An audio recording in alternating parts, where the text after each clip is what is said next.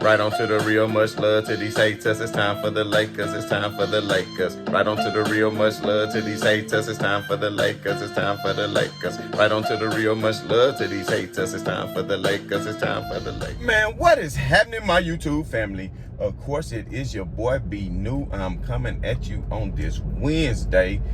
First and foremost, as always, positive vibrations to everybody who could be listening. And also, and just in case you didn't notice, I added a little morning show introduction to the show.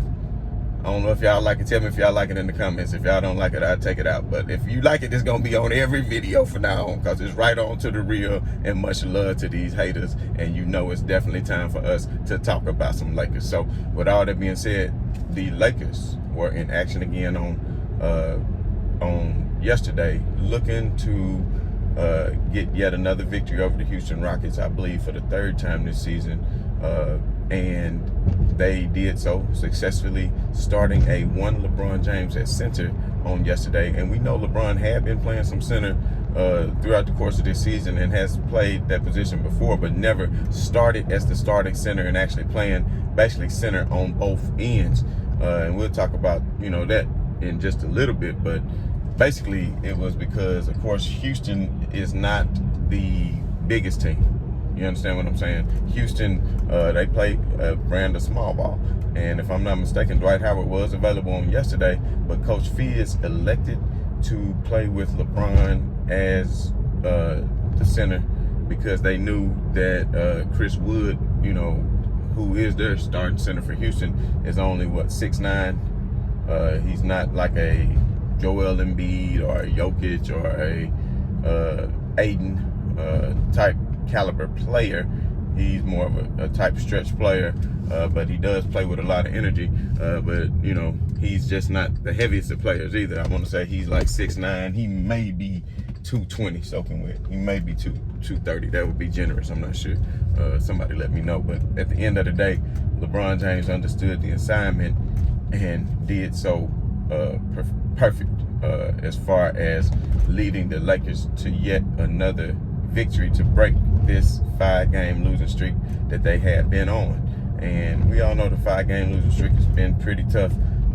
Now, even though they were getting blown out the last game in Christmas against the Brooklyn Nets, they did put forth plenty effort in coming back and making a game out of that, and actually tied the game up with 35 or 40 seconds to go. And we all know what happened. But on yesterday, they were the ones that were in control for the majority of the game, but Houston just would not go away. And my point that I like to make, that I took away from that game is, I don't know if this has ever happened, but they had 4 19-year-olds on the court at one time. Now you might say, well, that's young and inexperienced, which yes, it's true. But one thing you're gonna know if you're 19 years old versus if you're in your 30s, you're gonna have legs and you're gonna have breath more so than your opponent does at their 30s. I mean, that's just how Father Time works. It's just the way it is. And for the Lakers to be able to not get ran out of the gym, I think was good because they're still missing a lot of key players. And I know, of course, a lot of the haters are gonna say, oh, it's just the Houston Rockets. Y'all act like y'all did something. But guess what? You got to start turning it around at some point. And I think that this is something that the Lakers can definitely build off of. You have to understand, like I keep saying, LeBron has missed so many games this year.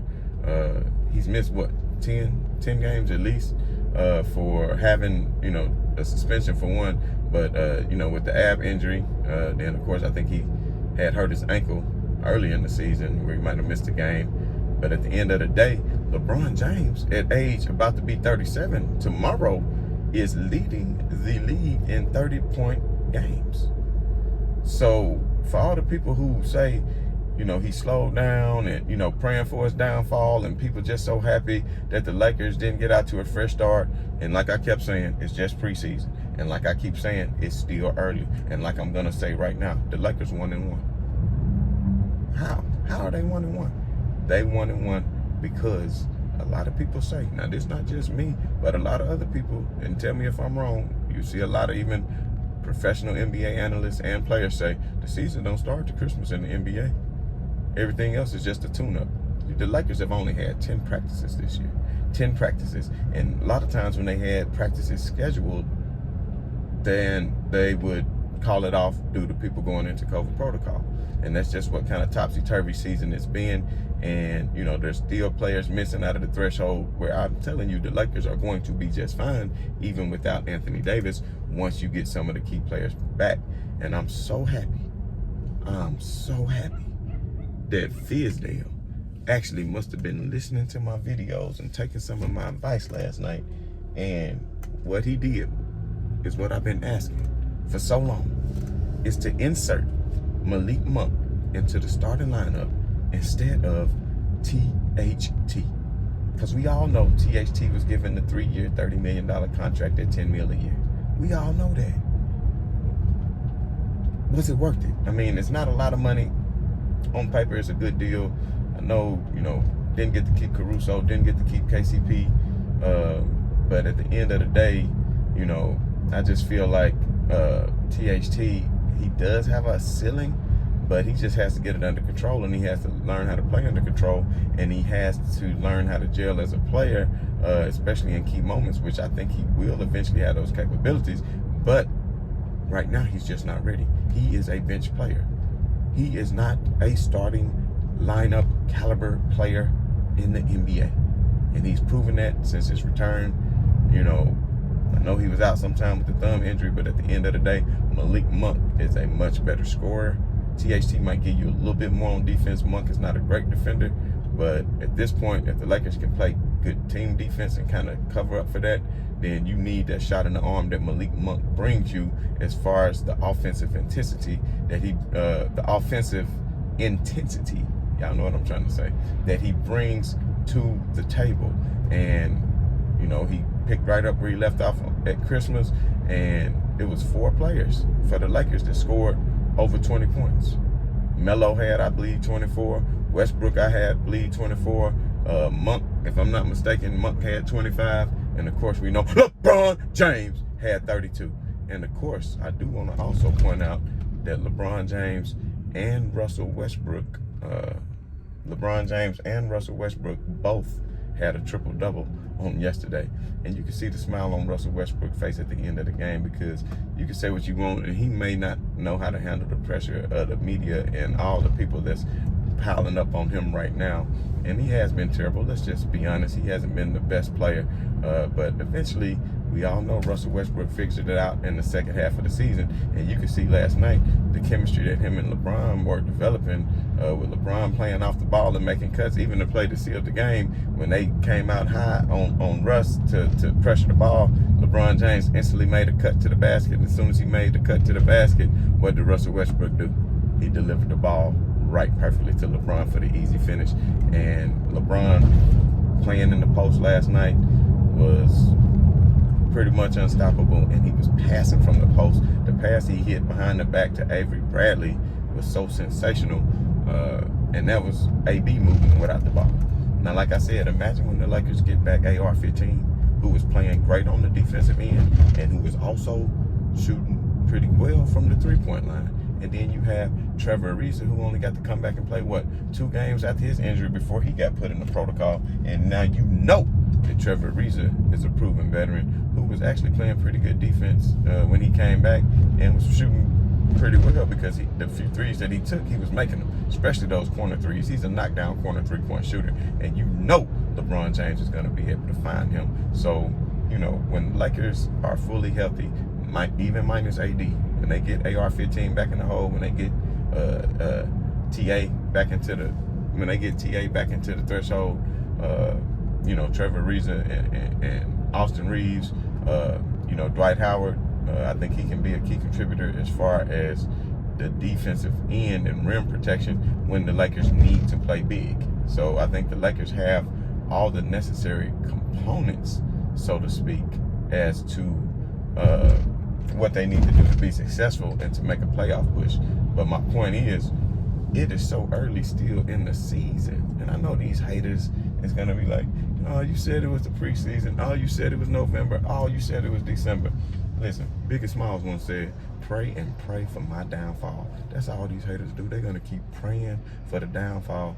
See, it takes a special kind of hater not to cheer on their own team, but to wish for the downfall and the unfortunate things of other teams. You understand what I'm saying? Like, I'm not a huge Kevin Durant fan. I respect his game.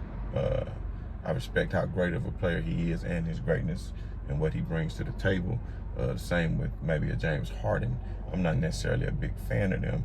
And like, I might have fun from time to time and call Kevin Durant a beady bead head gopher, you know, with the way he looked and, you know, and the snakeskin ankles and, you know, all the other things. But you know what I'm saying? It's in fun. But I'm not sitting up here like, oh man, you know, I'm glad he got hurt. Or, oh, I'm glad he lost. Look, I'm not glad. I'm happy. Let him win. Because ultimately, I think what we all want to see, what we haven't seen in 3 years, is a Kevin Durant and LeBron James matchup.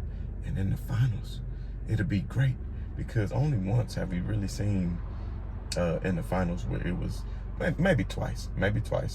But I don't think Kyrie Irving's heart was there. You can see it wasn't as he left immediately the following season.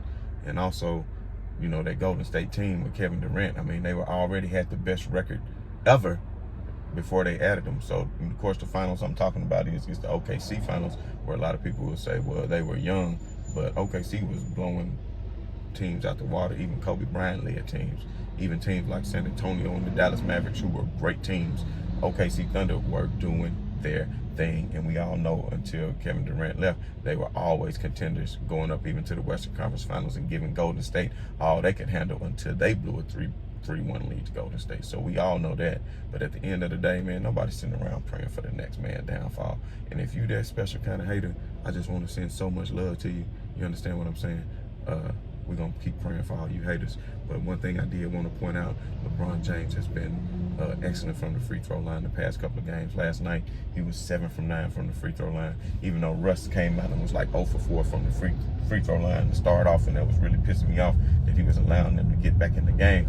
But LeBron, even in the waning minutes of the game where they were trying to foul and shorten up the game or lengthen up the game, however you want to look at it, when they were doing that at the end, when the game was almost out of reach, you could see that that's what they were trying to do. And LeBron James, instead of passing to someone else, he kept the ball in his hand and he stepped up to the line and he made the free throws.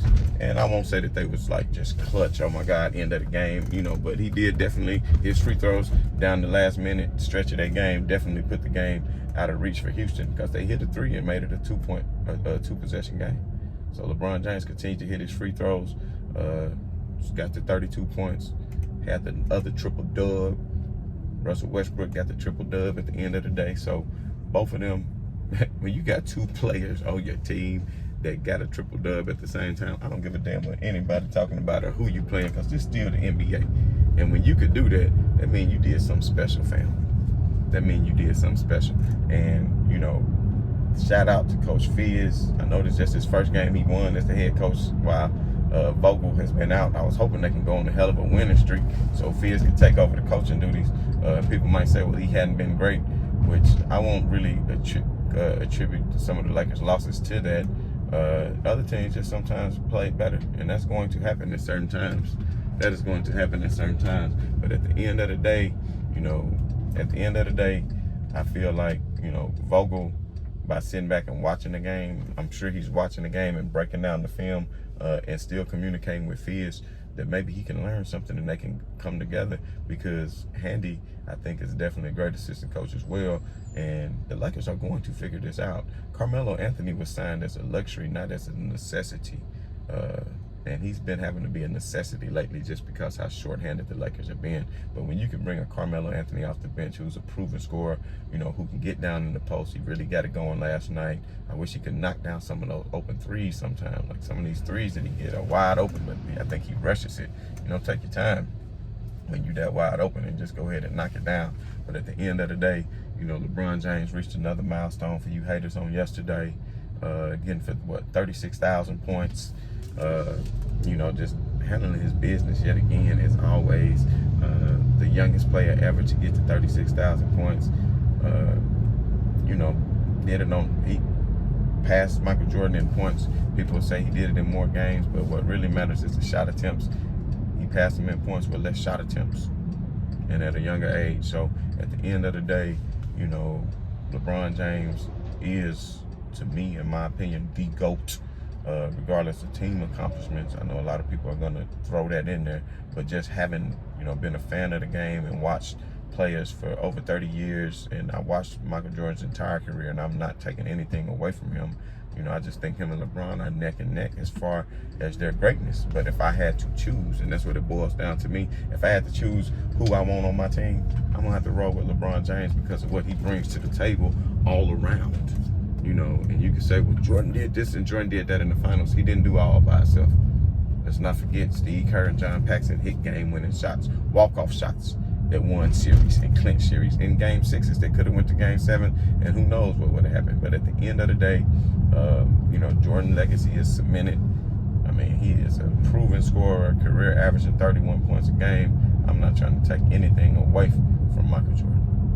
You know what I mean? But that's a conversation for another day. But I just want to stop, at this point in the video and give LeBron James his mad props for getting them 36 racks on your ass. And when he does break Kareem Abdul-Jabbar's record, which has been held for over 35 years, please tell me who's the next closest active player, anybody that's going to come close to catching him. Nobody needs nobody. I'm just playing. I got me on my Player Fly tip this morning. If y'all never heard that song, listen to Player Fly. Nobody needs nobody to get you crunked up. But anyway, what I'm trying to say is Malik Monk being put into the starting lineup was huge. I think he needs to be cemented in the starting lineup for the rest of the year. Oh, and I need to also mention Stanley Johnson. He almost had double digits. You would have had 6 players in double digits because Stanley Johnson had a young 9 points. And man, when he played defense, he really gets after it. I really love his energy. I hope the Lakers can sign him for the rest of the season, make room for him on the roster, whatever way you got to do it, because what he brings to you on the defensive end is tenacity. And it was some plays where the ball was turned over. He might even turned it over, if I'm not mistaken, and got back down the court and got in the passing lane and stole it right back because he didn't give up. And that's what the Lakers need. People that are not going to give up. People that is going to play with heart. Do you understand me? So, with all that being said, man, the Lakers just going to keep chopping away at it, chipping away at it until they get fully whole. And when they get fully whole, they still got time to develop chemistry. And like Fia said in the press conference the other day, I don't know if anybody saw this, he still like his chances in the 7-game series against anybody. Because 7-game series is not one game to where all winner take all. You understand what I'm saying? It's going to be, and the Lakers, if you look at the record, 1 game below 500, they still sitting at number 7. And they only 2 or 3 games away from number 4, which reminds me, they will be taking on the number 4 seeded Memphis Grizzlies, who everybody know I got love for the boys in blue, the Beale Street Blue, the Memphis Grizzlies. And I don't know if anybody saw how Ja Morant hit that game one the other night after Devin Booker had sank that long 3. You understand what I'm saying? But Ja Morant came and hit that shot and hung in the air, got Chris Paul off the dribble, and then did his thing, even against the bigs down in the paint. And the play before that, when he hung in the air and got the and-1. So that is going to be a very interesting thing to see, the matchup between Russell Westbrook and Ja Morant on tonight, which the Lakers will be on the second night of a back-to-back. I think LeBron James played way too many minutes yesterday, but had to do what they had to do to get the W. I will not predict the Lakers victory against Memphis because you saw how Memphis beat Phoenix. They are playing very well right now, and somebody who's not been getting their props, who is a knockdown 3-point shooter, is the shooting guard for the Memphis Grizzlies. Only 2nd-year player. Damn it. I hate when I get a brain cramp because I got Dillon Brooks on my mind, but it's not Dillon Brooks. We all know he's their best defensive player. Damn. I even be playing with him on 2K. Bang. Bang. That is who's going to be the game changer. So, Avery Bradley back in the fold. We know he plays great defense. It'll be interesting to see if Avery Bradley can contain Bang. Now, I'm telling you this right now. LeBron James won't be starting center against Big Adams tonight. Now, Big Adams, he be regulating down in that post. You understand what I'm saying? I don't expect to see him doing that. But what I do expect to see is maybe Dwight Howard in the lineup who can be a big body against Steven Adams. Because we all know Steven Adams, he's a little bit of a dirty player and he can get vicious down in that paint. And he can definitely hold his own But at the end of the day, I think it's still a winnable game for the Lakers if they come out and play the way that they are capable of playing and moving the ball. Yesterday, they were not at first in the first half. They had 9 assists, but by the end of the game, they had 27 assists, and that means there was a lot of ball movement and sharing and extra passes. And if the Lakers can do that, I feel they can be successful. You know the grindhouse is going to be real grimy. And I'm supposed to make that game, y'all. There's been a lot of stuff going on where I didn't get to make it, so I won't get to see that. I might have to just fly out to LA and take on the last game of the year when the Memphis Grizzlies take them on at the Crypto.com Center. But anyway, we're going to break down that Memphis game maybe later today, like on a pregame special. But you damn for sure know we're going to break it down tomorrow on tomorrow's show. So anyway, man, much love to everybody. And as always, right on to the real, and much love to these haters. You know I'm about. Right on to the real, much love to these haters. It's time for the Lakers, it's time for the Lakers. Right on to the real, much love to these haters. It's time for the Lakers, it's time for the Lakers. Right on to the real, much love to these haters. It's time for the Lakers, it's time for the Lakers.